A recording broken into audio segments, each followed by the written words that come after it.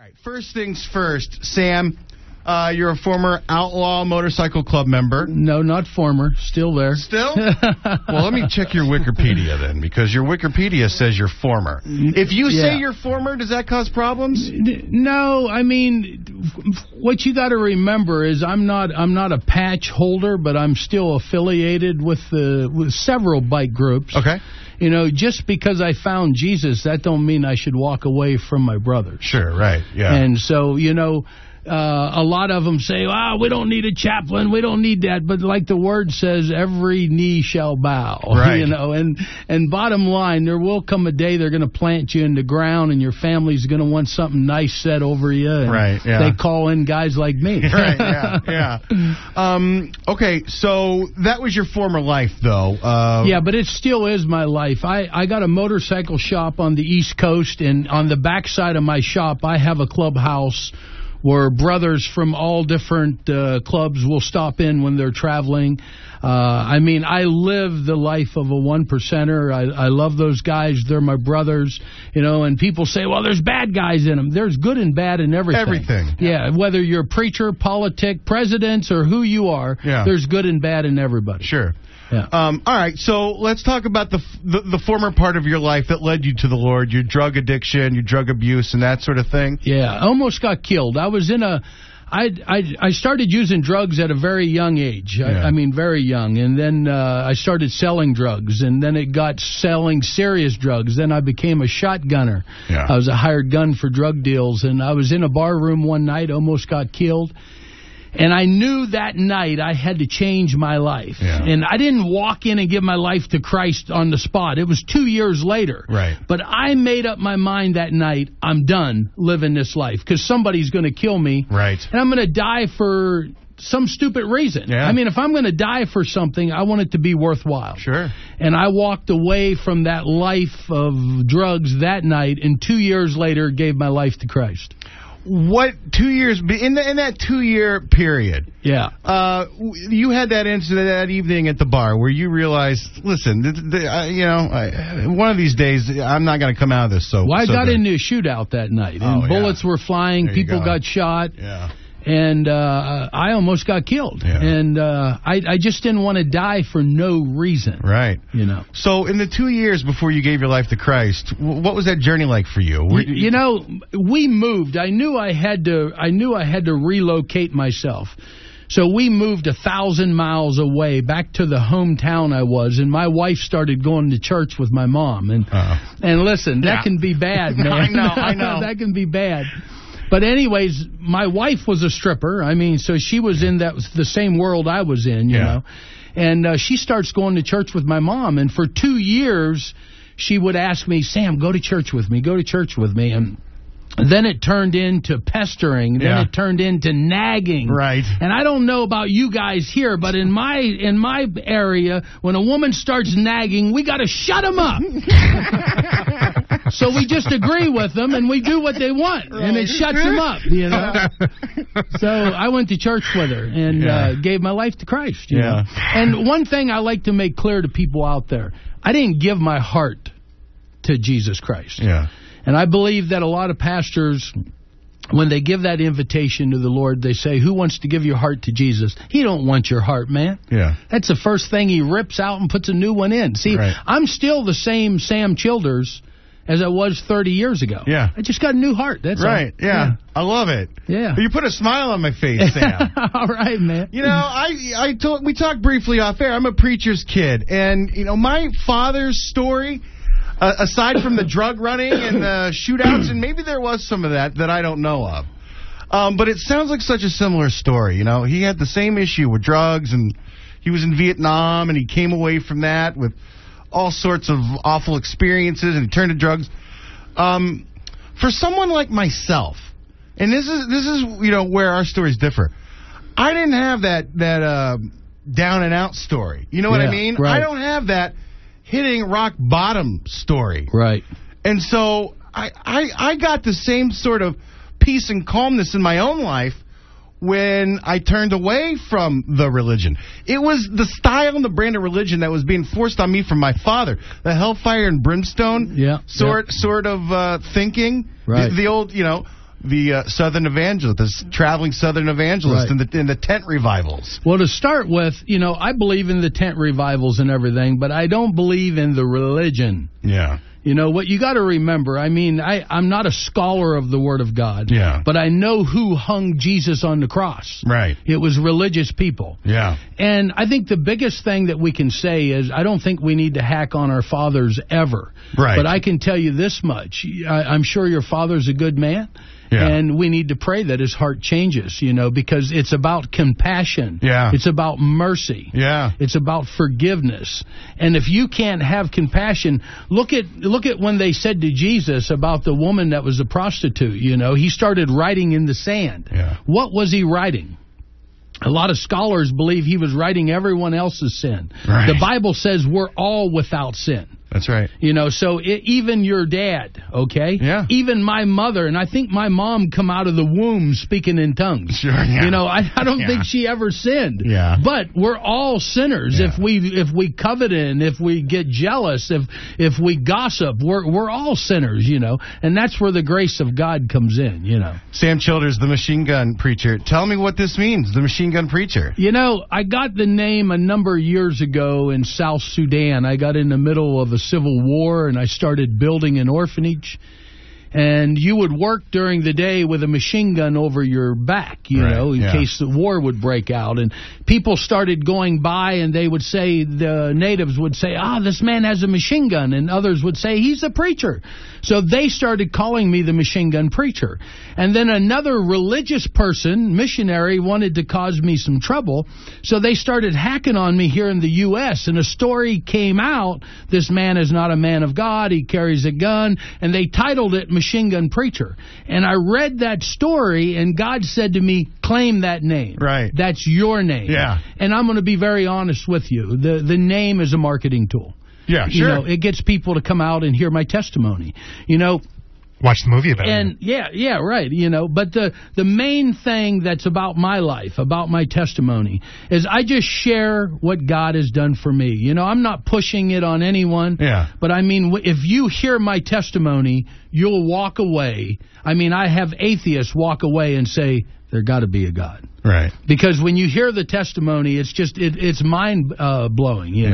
What led you to South Sudan and creating this orphanage? That's such a huge story. I went on a 5-week mission trip, and I seen the body of a small child that stepped on a landmine. Yeah.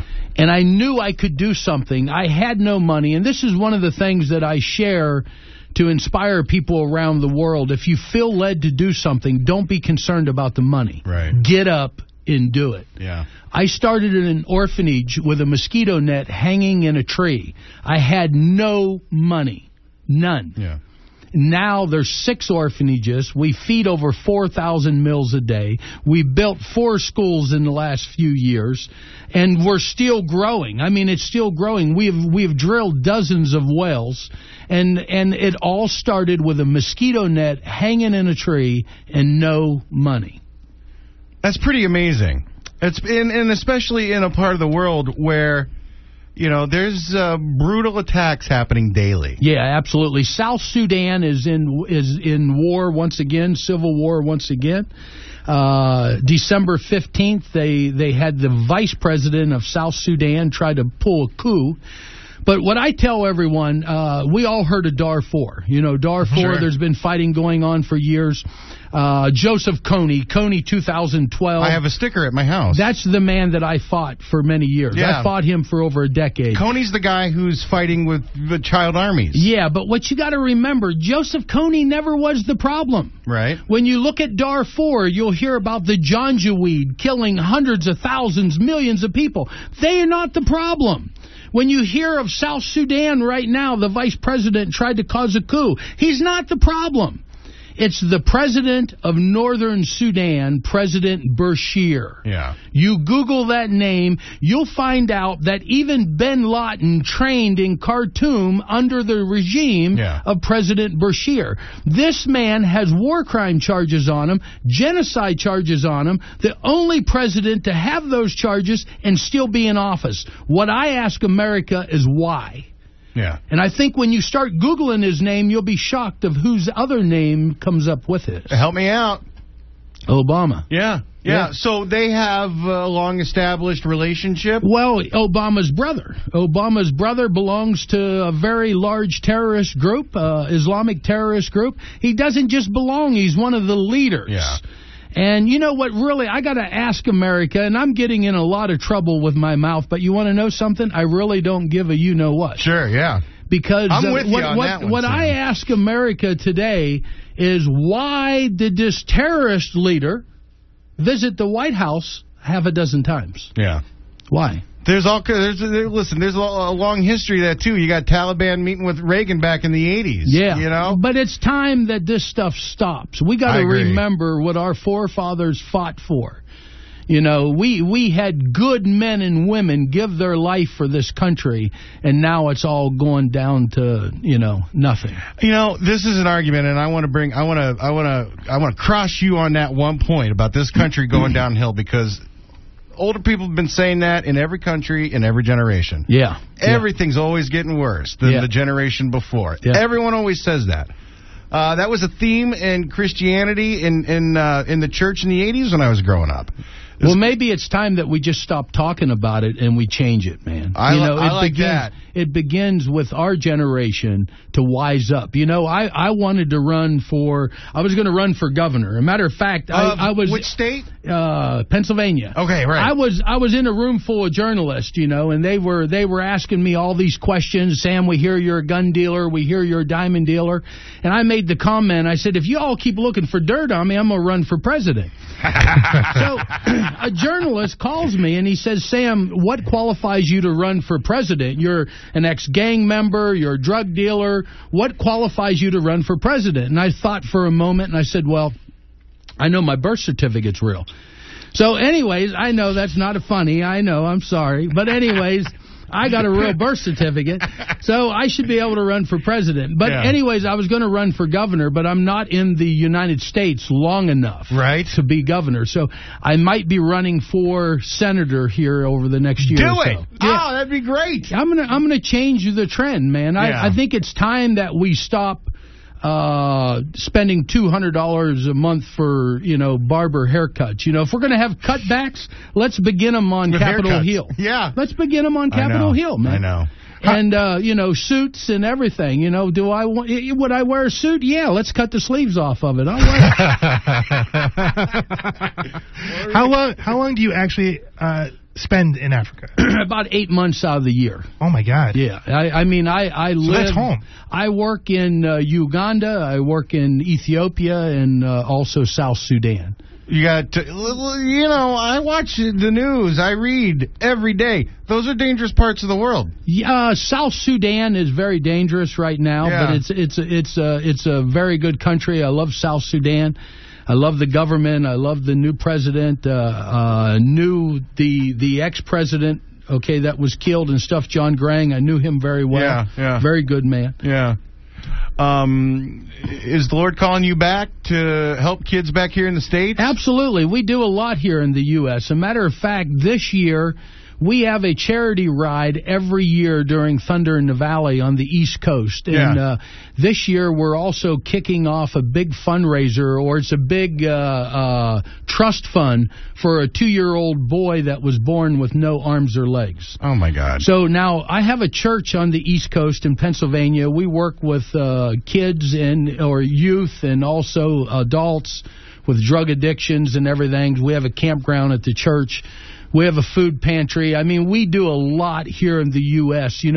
People focus on what I do in Africa, but when you really look into it, I work in India as well. Yeah. Our work is around the world. I speak in high schools, colleges on drugs and alcohol constantly. Yeah. I don't get paid for doing any of that. Yeah. Okay, so that work in the U.S. is all freebie stuff, in which I don't mind that at all. Drugs kill. I know they kill. I lost my son to heroin. Well, I had known that, and I didn't want to bring it up, but you did, so you know firsthand the drugs kill. Yeah, drugs kill. Yeah. So how old was your son? He was 26 when he died, so right now he'd be in his 30s. Yeah. And one of the things, that I tell everyone, because when people hear I come to their town, there's always skeptics to say, oh, he's just coming for our money. One of the things that I tell everybody, mission work begins in your hometown. Yeah. I know that from growing up a preacher's kid. It begins in your hometown. Yep. You know, it begins in your community. It begins in your state. And if God tells you to do something further, then do it. You know, one of the things that we do is we just don't have an orphanage like most orphanages today. 15 years old, 16 years old, you're out. Yeah. What did you do? I know. You collected a lot of money for little kids is what you did. Yeah. You've really done nothing to change a nation or to give a future for kids. We will educate our children up to age 26 years old.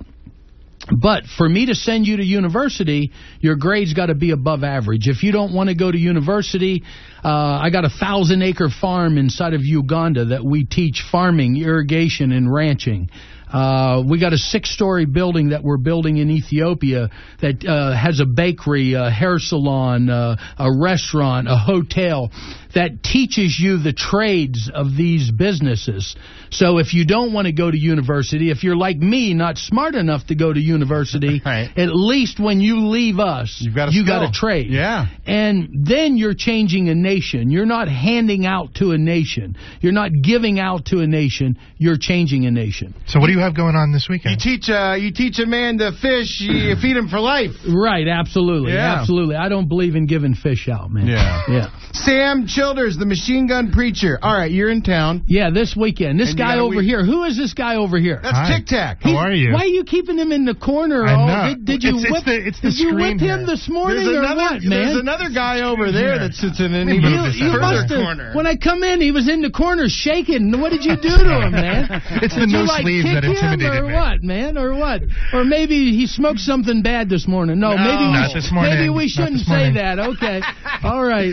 Every time I say about I fought the ganja weed, they say, what? That's something you smoke, ain't it? No, man. It isn't? No. Sounds good, don't it? No, what are you guys doing here this weekend then? You know, I'm at the Generation Church. I got Pastor Scott here with me. Pastor Scotty, what's happening? Yes, sir. Good to be here. Good morning. Nice to meet you. Nice to meet you too, Frank. So where is the Generation Church, Pastor Scotty? It's on Tucson Boulevard, just north of Grant or south of Glen. Okay, all right. 2550 North Tucson Boulevard. All right. What kind of structure are we talking about? It's a non-denominational, Harley-Davidson pool tables upstairs, Java tables everywhere, 3 20-foot big screens, 38 intelligent lights, 46 LED lights. You know, oh, my goodness. insane. That's a church that I want to go to. Yeah, I was just getting ready to say. Sounds like a nightclub. Yeah, exactly. Yeah, there were no churches. No liquor but wine for communion. Yeah, that's fine. No churches like this where I grew up in eastern Kentucky at all. Rattlesnakes, though, right? Yeah. You guys down there had the rattlesnakes. Moccasins. We had moccasins. But didn't you? I heard the rattlesnake churches are in Kentucky, man. You're talking about the snake handlers. Yeah. You were a snake handler child. I used to tell people That's why you're like you are, man. Snake handler. People would ask me, what kind of church did you grow up in? And I would tell them, snake handlers. That's cool. I would tell them that. You're in Generation Church this weekend, and you're holding several speaking engagements. Yeah, is that right? And one of the big things that I like to tell people, I know Scotty is a very good pastor. He's a very good person that anyone that accepts Christ, to be able to grow and learn more about him. But I'm not a normal preacher, so I'm not someone. All I mainly do is give my testimony of what God done for me. I was the scum of the earth. Yeah, I'm going to tell you right now. Just because you said you're not your normal preacher, yeah, my mind tells me, I'd be able to stay awake. You would. Yeah. Anytime I go out, I go around the world now and just share my testimony. Yeah. And I just tell people who I used to be. Yeah. And I got a 3rd book that's getting ready to come out, but they tell me not to put it out for a year or so. And it's titled The Most Unlikely. But when you open it up, the full title is The Most Unlikely Never to Succeed in Life. Right. And I was that person. Yeah. And I love to share that with people because I believe all of us in this room right now, we all are looking for hope, even though our life is doing good. Yeah. Okay? We still want hope for our life, our children's life, our relative's life. And that hope that I found is in Jesus Christ. And it's through something that, he knew how bad of a person I was. He knew the awful things that I did, but he still uses me. And he don't rub them in my face. A lot of Christians want to train us like they train a puppy when it poops on the floor. Right. They want to rub our nose in it. And then the next morning, they want to rub our nose in it again. And see, Christ don't do that to us. Your story has an impact in Machine Gun Pastor Sam, and the reason it has an impact for me is because it's not about words with you. It's about deeds. Absolutely. And that means so much. I believe what happens is a lot of, and don't get me wrong, preachers that hear me out there, I'm not hacking on preachers, but, sometimes they want to be quoting all these things in the Scripture to us when we don't know Christ. The Bible is for when we're growing with Christ. Right. But when you're bringing someone to the Lord, there's only one way to do it, and it's through the love of Jesus Christ. Please go see the Machine Gun Preacher this weekend at Generation Church. There's Harley as well tomorrow, right? Oh, you're at Harley tomorrow? Yeah, I'll be at the Harley dealership tomorrow from 10 to 1. 10 to 1 o'clock. I'll be doing a book signing. Meet and greet. I have the movie Machine Gun Preacher is a little hard to find right now. Okay. So we have that movie with us. It's a very good movie starring, Gerard Butler. Right. That's flattering. I'm way better looking than Gerard Butler. Come on now. Yeah. The girls all say, well, he's got a six-pack. I got a keg, baby. What would you rather?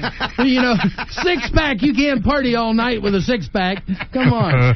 But anyways, we'll have the movie, and then we'll have the book, Another Man's War, that the movie was made of, and then we have my newest book, Living on the Edge. Okay. Yeah. So. And then, Pastor Scotty, is there a couple services at your church this weekend also? Or? Yes, sir. There's one on Saturday night at 6 o'clock. Okay. And then Sunday morning, 9 and 11. Then all the Jump Max stuff and the stuff for the kiddos outside in the parking lot, everything's free. He don't even look like a preacher, man. Look at him. Look at him. I was just getting ready. You're over here, Pastor, as if he's wearing a collar or something, man. Well, that's how he introduced himself. Look at him, I will say this, Pastor Scotty, based on your voice, and I know that voice from Speaking Passionately, I hope you have a different music director for your services. Yes, sir. That can sing a little bit better than me. Yes.